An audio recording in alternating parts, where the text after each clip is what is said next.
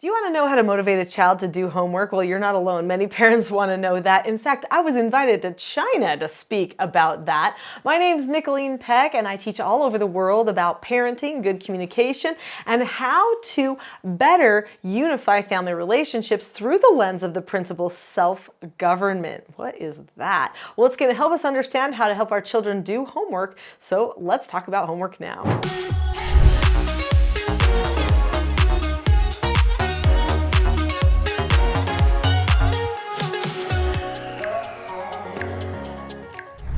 In this video, we're going to talk a little bit about self-government because that's important for us to understand how to help our children be motivated to do their homework. Now, I know motivated means they actually want to do their homework. That seems like a crazy thing, right? That any child would want to do their homework. But if they understand a little bit more, if they get to be invested a little bit more, then oftentimes they find themselves wanting to do that. We're going to talk about how to do that in this video. So my father was a public school teacher. So was homework important in my home? Oh yeah, big time. In fact, we knew that if we didn't get our homework done, there were going to be a lot of conversations with Dad about that. There was no excuse in his mind for us to not do our very best in school. But did I ever find myself sneaking by on the homework or not really doing it like I should or just hating the whole process of it? Yeah. But were there times when I loved it? Yes. If I'm completely honest with myself, there were times when I was learning something new or I felt myself growing and achieving some higher level of academic prowess where suddenly I knew I liked this. In fact, every single year at the start of the school year, I could not wait for school to start because I wanted to learn something new. Summer was great, but boring all at the same time. And I wanted to have my sparks start flying in my brain. So I wanted to learn more. Wow. After like the first 2 days, I would go into a slight depression.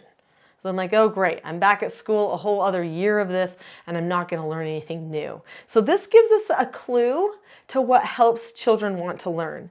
They actually want to learn. If they're going to do their homework, it's got to matter to them. And the thing is, you don't get to be the person in charge of the homework. And it may be geared toward a totally different student, not your student. So then what do? This makes life kind of tough. So we're going to talk about self-government, and then I have to confess something to you that might make you want to turn off the video. I hope you don't, but I'm going to do a confession and then share with you some educational principles that I think are going to really help. So first, let's talk about self-government. Self-government is being able to determine the cause and effect of any given situation and possessing a knowledge of your own behaviors so that you can control them. So what that means is that a person is able to analyze their own behaviors, that they are able to see cause and effect as it relates to what they want and what they're doing and actually getting out of it. They assess themselves regularly, make plans for their own success, and if they make mistakes, they take full ownership of it and say, I'm not going to do it that way again. I'm now going to fix it and use a new skill or take new steps to succeed better in the future.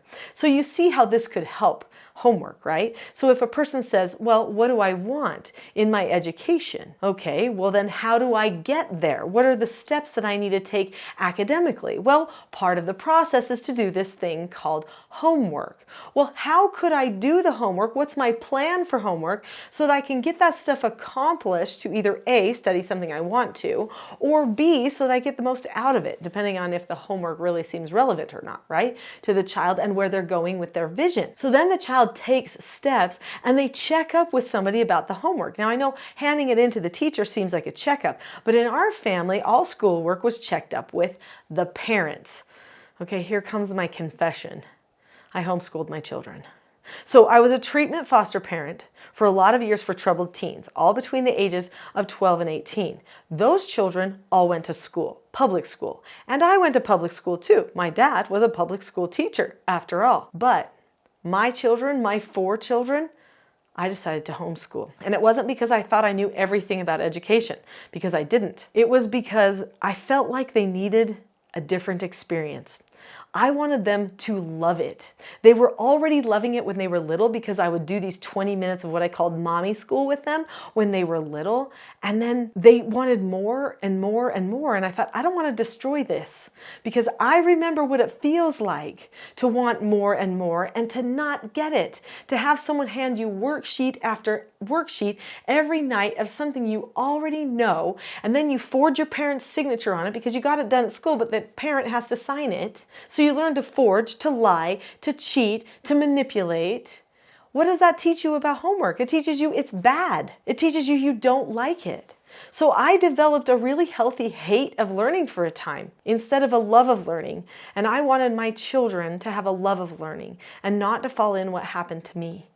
So the learning that happens at the school is geared toward sometimes the lower end of stuff. And I wasn't on the lower end when it came to the academics. I was usually in the higher percentile of the class. So that means I was bored all the time. And I had no time to go research anything I wanted to research because all my time got taken up with this stuff called homework and all of the things that were for that class. So if you want your child to love homework, your talks about education cannot be about homework. Sounds interesting, right? So we're going to talk about how to talk to them about academics, how they could possibly do homework without having all the discussion just be about homework.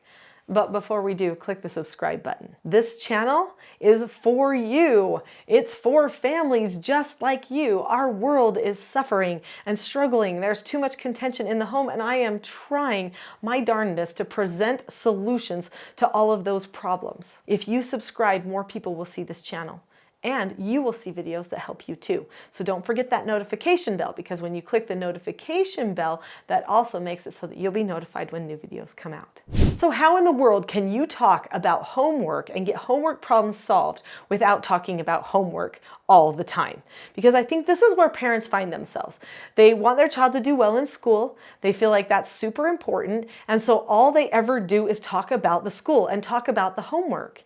You know, if I wanted to disconnect a parent from their child, I would hijack all their conversation. I would say, you know what, maybe if I can get the parent to do the bidding of somebody else, maybe a school or a government or a fill in the blank, and make the parent worry so much about the child complying with something else that all of their conversation turn toward the extrinsic behaviors of the child or whether the child is complying or not, then I could ruin the relationship with parent and child. Now, I'm not saying there's somebody who's planned that out.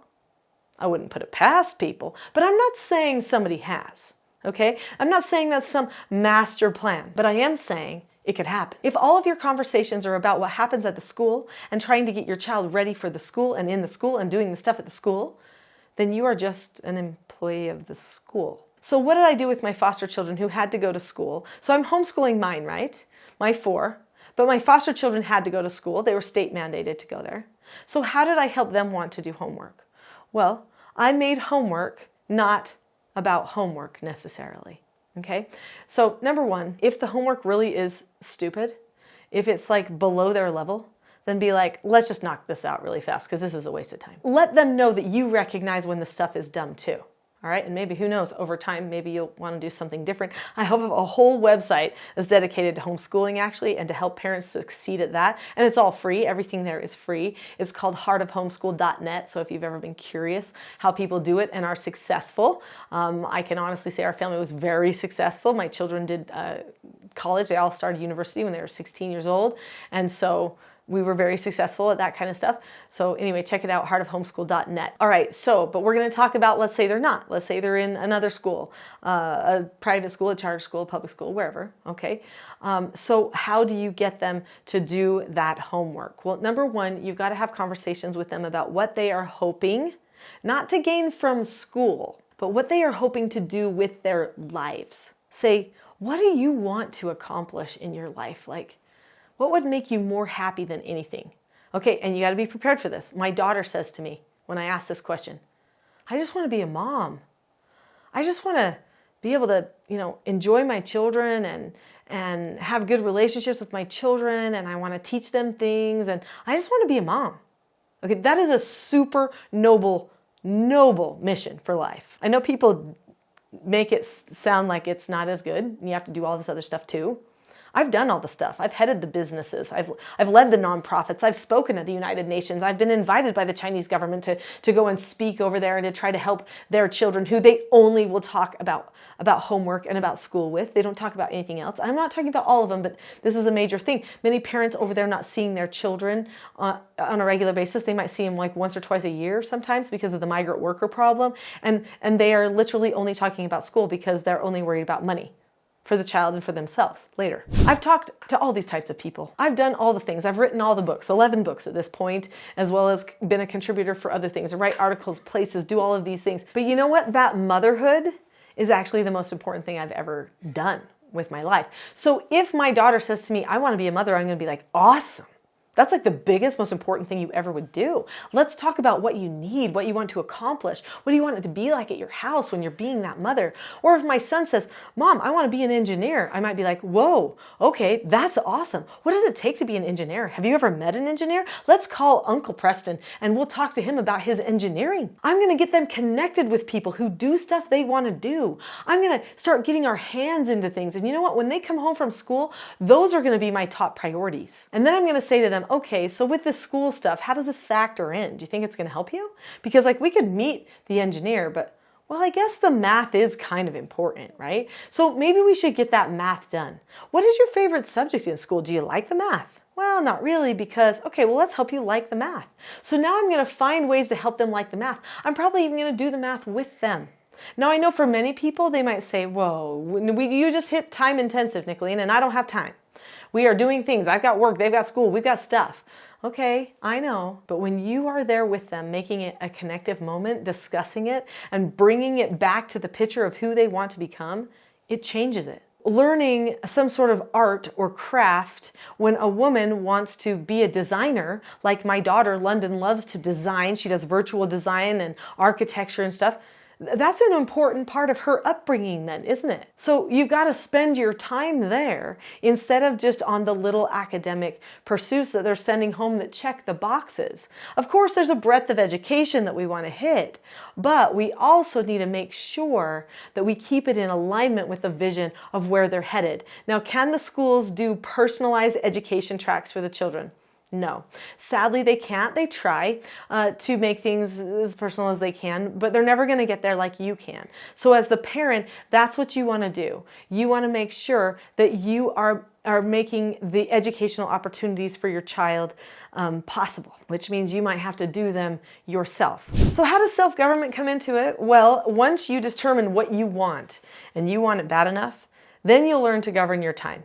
You'll learn how to say, hey, Mom, can we just knock out this silly stuff that I have to do for humanities or whatever, and then can we work on this? The child will see what's important and what's not important, and they'll know that what you think is important is also what's important to them.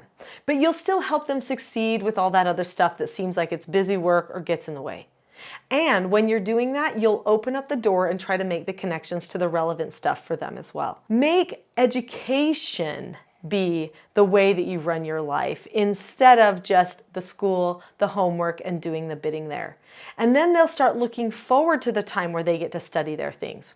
Now here's another thing. In order to have the time to study the things, you've got to have the time. So you have to say, wait, what gets in the way of our time? Is our family culture all about come home, get it done, and then watch TV? Then they'll never love homework because the TV is the reward. So it needs to be about come home, discuss, and then let's get into some stuff. Let's have a real enriching evening and afternoon. Turn off the TV. Don't make that be the thing that kills the homework and kills the love of learning for the child. That's important too.